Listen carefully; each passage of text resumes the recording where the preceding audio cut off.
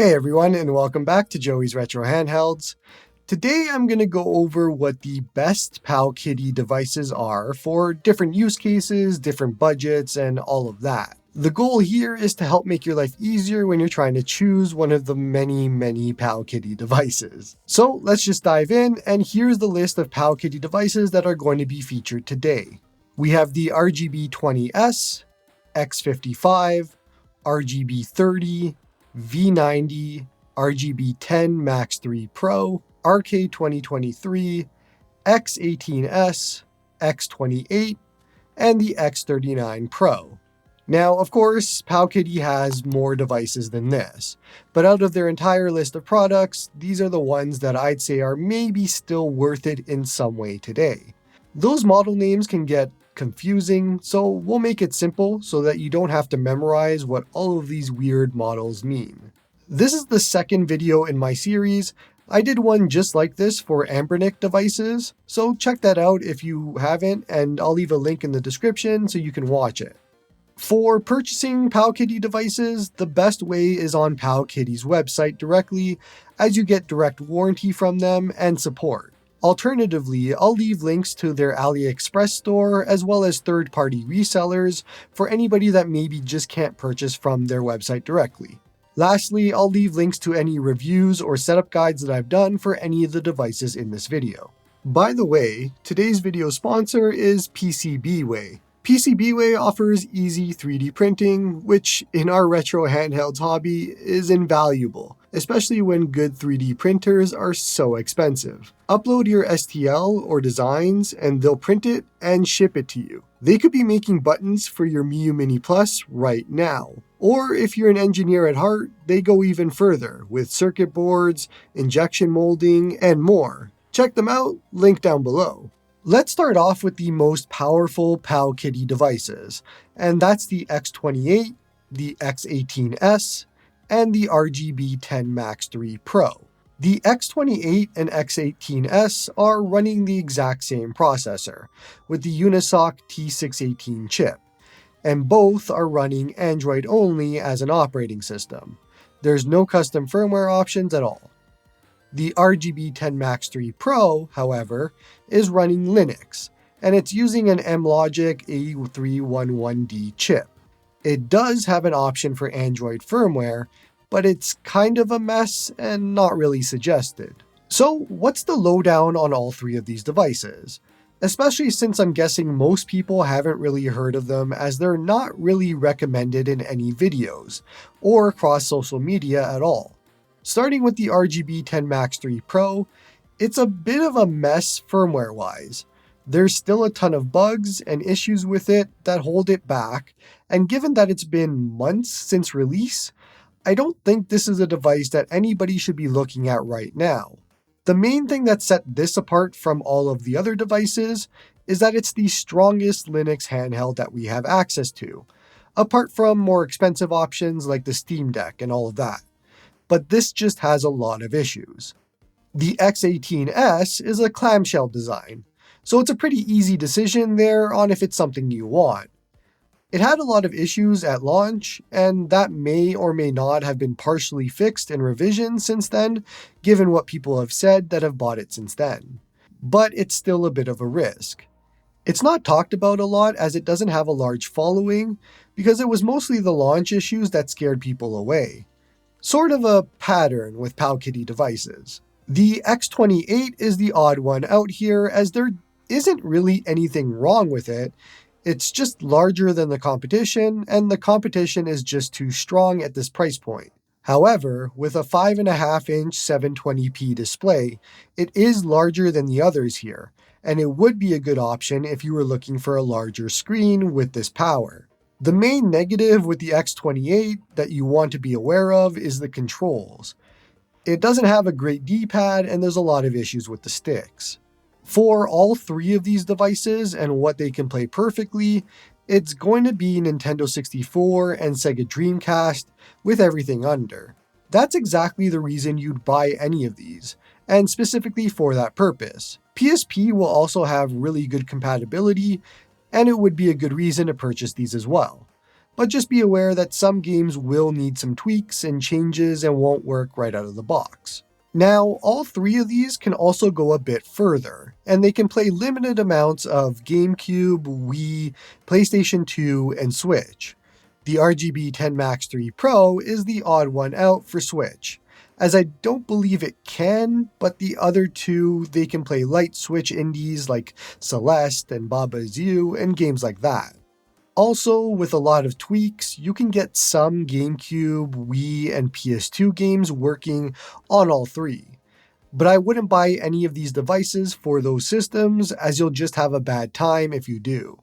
I think if I had to pick one of these three devices to purchase, it would be between the X18S and the X28, depending on if you wanted a clamshell or not.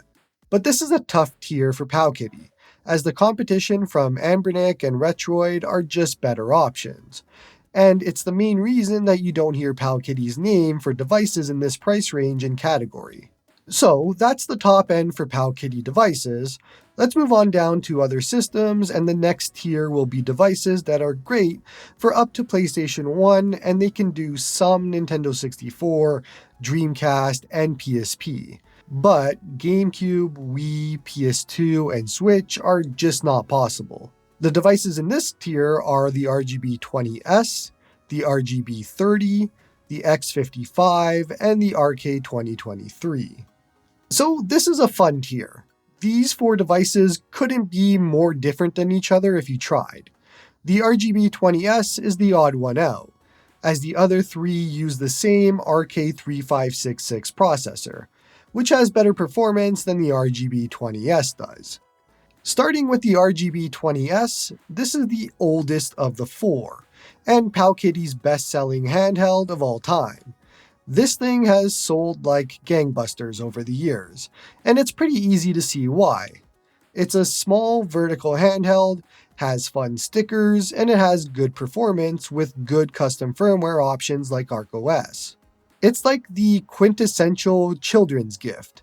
Being the only vertical device of the four, it's an easy decision on whether it's something you want, and while we have seen clones of this device pop up now with better performance like the R35S or R36S, I still personally think that the RGB20S is better overall, especially on the controls side of things. Just don't fall for those TikTok scams that say this can play Cuphead and PS3 and all of that. It can't. Then we jump to the RK2023, and I'm going to focus on the Wi-Fi version only, as I don't consider the other to be worth it anymore. The RK2023 is in a weird spot nowadays. There's just better options and better performance at this price point, even if it actually is my favorite device of the four in this tier. The main setback for this is the D-pad, but if you can get over that, this is a super comfortable, small horizontal handheld that you could have a great time using. It's just the price that no longer makes sense. If you remember my Anbernic video, this is basically the RG353PS of that video, a device that I really like, but it's just priced out. On a similar note, the X55 is the larger of these four. Seriously, it's a large handheld. It also has the biggest screen of any device in this price range, with a 5.5-inch 720p display. There's a lot of people out there that have bad eyesight, or need massive screens and don't mind that the size of the device doesn't come with an increase in performance, and this would be for you. It's sort of unique in the sub-$100 price range for having this large screen besides the Trim UI Smart Pro. As much as I want to say the price isn't worth it, I know there's a cost associated with this screen that people will pay for, so I can see how it makes sense. I just don't think it's the best value in this tier, and it's more of a niche scenario purchase. But even I can't deny that Game Boy Advance games look really good on this screen, but only if you're lucky enough to have the newest revision with the fixed screen. Lastly, we have the RGB30. There's a lot of good with this device. It has a great design, front-firing speakers, proper D-pad, sticks, and everything all in the right place. This would be a better buy than the RK2023. The standout here is the 720p screen with the 1:1 aspect ratio, making it a great way to play Game Boy games, Pico 8 games, and 8x7 SNES, and more. Despite the fact that this device isn't my favorite comfort-wise, it's a lot of people's favorite, and there's a lot of good here, and it's easy to see why. Out of the 4 that we've talked about so far in this tier, if I had to pick one to generally recommend to everybody, it would be this, and by a large margin. Just keep an eye out as it does have a ton of issues, and battery is one of them. That leaves us with 2 leftover devices, the V90 and the X39 Pro. These are both in the niche tier that makes sense in some limited situations, but just aren't recommended anymore for various reasons. The V90 can barely do PlayStation 1. It can do some, but not really a lot. The main reason you'd buy this device is just for the novelty.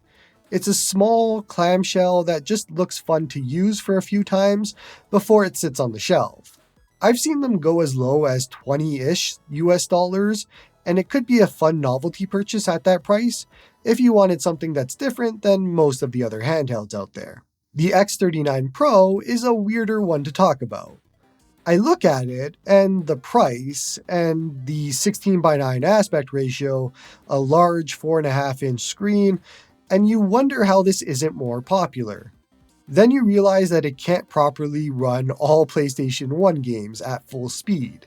So there's that issue, and then there's a massive lack of custom firmware, with the included stock firmware just being bad. I would easily skip this one no matter what price point, as I'm not sure that I could even think of a proper use case for it. That's going to be it for this one.